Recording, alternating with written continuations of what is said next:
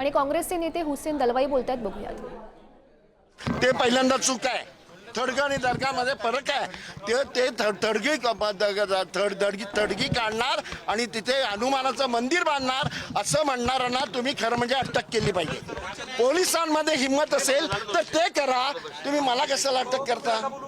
सर्वोच्च न्यायालयाने एकदा निकाली काढलेला आहे, रद्द केलेली आहे, त्यानंतर आपण आज भेट देत आहात. याचं काय नेमकं प्रयोजन होतं? असं आहे, नेमकं काय तेच पाहण्यासाठी मी जात होतो. मला तेच पाहू द्यायचं दिलं नाही. मी तिथे नारेबाजी केली नाही, मी घोषणाबाजी केली नाही, मी काही केलेलं नाही. मला नुसतं तिथे जाऊन बघू दे काय नेमकं आहे ते. कारण 300-350 वर्षाची ती दर्गा आहे होती, ती तुम्ही अशी उद्ध्वस्त करण्याचं कारण काय नेमकं घडलं? इथे हिंदू मुसलमानांचं ऐक्य आहे आणि दर्गेवर तिथे दोन ट्रस्टी त्या दर्गेचे हिंदू आहेत. म्हणजे तिथे वादच नव्हता. तो वाद तुम्ही निर्माण केलेला आहे असं माझं म्हणणं आहे.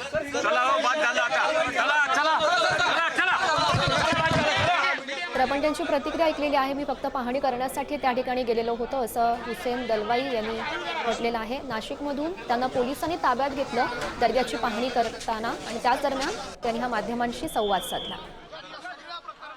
आपण हे दृश्य बघू शकतोय. ज्या दरम्यान नाशिकमधून हुसेन दलवाई यांना पोलिसांनी पकडलेलं होतं त्यावेळीची ही दृश्य आहेत. मी फक्त पाहणी करण्यासाठी दर्ग्याच्या ठिकाणी गेलेलो होतो आणि त्या दरम्यानच पोलिसांनी मला पकडलं असं हुसेन दलवाई यांनी नुकतीच माध्यमांशी प्रतिक्रिया दिली आणि त्यांनी म्हटलेलं आहे.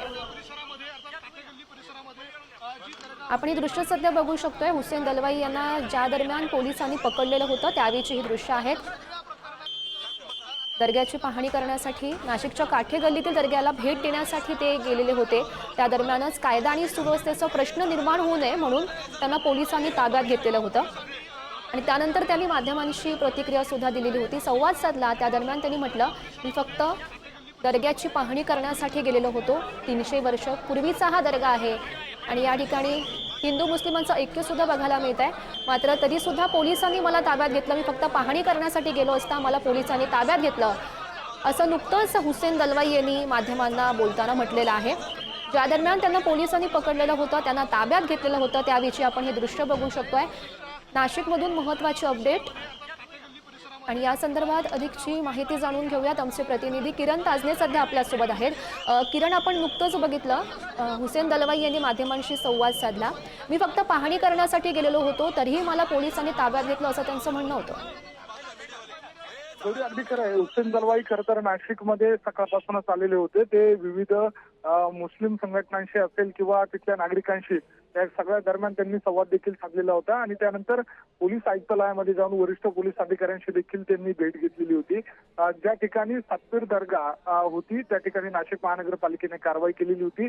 हा संपूर्ण दर्गा जो आहे तो अतिक्रमित असून त्यावर कारवाई करण्यात आल्याची भूमिका मनपाकडनं घेण्यात आलेली होती. सर्वोच्च न्यायालयामध्ये देखील या सगळ्या संबंधी ट्रस्टीच्या ज्या चेअरमन आहेत त्यांनी धाव घेतलेली होती. मात्र त्यांना उच्च न्यायालयामध्ये जाण्याचा सल्ला दिलेला होता. त्यांची याचिका फेटाळून लावलेली होती. अशा संपूर्ण पार्श्वभूमीवर जर बघितलं तर आजच्या दिवशी हुसेन दलवाई त्या संबंधित कारवाईच्या ठिकाणी जात होते. त्या ठिकाणी ते पाहणी करणार होते आणि अशातच त्यांना पोलिसांनी ताब्यात घेतलेलं आहे.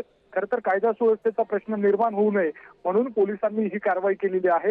यापूर्वी देखील त्यांची समजूत घालण्याचा प्रयत्न पोलिसांच्या माध्यमातून करण्यात आलेला होता. मात्र एकूणच जर परिस्थिती बघितली तर गेल्या काही दिवसांपासून नाशिकच्या जो सातपीर दर्गा परिसर आहे त्या परिसरामध्ये पोलिसांचा मोठा बंदोबस्त आहे. कुठलाही अनुचित प्रकार घडू नये या दृष्टीने पोलीस खबरदारी म्हणून मनाई आदेश असेल किंवा विविध स्वरूपाच्या ज्या कारवाया आहेत ते करताना दिसत आहे आणि या सगळ्या पार्श्वभूमीवर हुसेन दलवाई यांना देखील आता ताब्यात घेतलेलं आहे. गंगापूर पोलीस ठाण्यामध्ये या ठिकाणी आणण्यात आलेलं आहे आणि त्यांच्यावर आता पुढील कारवाई केली जाते. गौरव. हो, नक्कीच किरण, खरं तर त्यांचं असंही म्हणणं होतं की या दर्ग्यासंदर्भात कुठलाही वाद नाही आहे, तरी पण हा वाद उकरून काढण्याचा प्रयत्न खरं तर केला जातोय असंही ते म्हणत होते. गौरी, खरं तर फेब्रुवारी महिन्यामध्ये हा संपूर्ण वाद निर्माण झालेला होता. काही सकल हिंदू समाजाच्या संस्थांनी किंवा संघटनेनी या संपूर्ण दर्ग्यावर प्रश्न उपस्थित करत अनधिकृत दर्गा असल्याचं सांगत त्या ठिकाणी कारवाई करावी, अन्यथा समोरच बजरंग बलीचे मंदिर उभारू अशा स्वरूपाचा इशारा दिलेला होता आणि त्या सगळ्या पार्श्वभूमीवर पालिकेने कारवाई करायला देखील सुरुवात केलेली होती. काही दर्ग्याचा जो भाग होता बाहेरील बाजूचा तो देखील काढलेला होता. मात्र हा संपूर्ण वाद उच्च न्यायालयामध्ये गेला त्या ठिकाणी ट्रस्टीच्या ज्या माध्यमातून याचिका दाखल करण्यात आलेली होती त्यांना उच्च न्यायालयानं त्यावेळेला ही संपूर्ण कारवाई करत असताना ज्या वेळेला या दर्ग्याच्या संदर्भात असलेले जे ठोस पुरावे आहेत ते सादर करण्याची सूचना दिलेली होती. मात्र ठोस पुरावे सादर न करू शकल्यानं याचिका मागे घेण्याची सूचना उच्च न्यायालयानं दिलेली होती आणि त्याचाच आधार घेऊन नाशिक महानगरपालिकेनं 1 एप्रिलला ही कारवाई केलेली होती.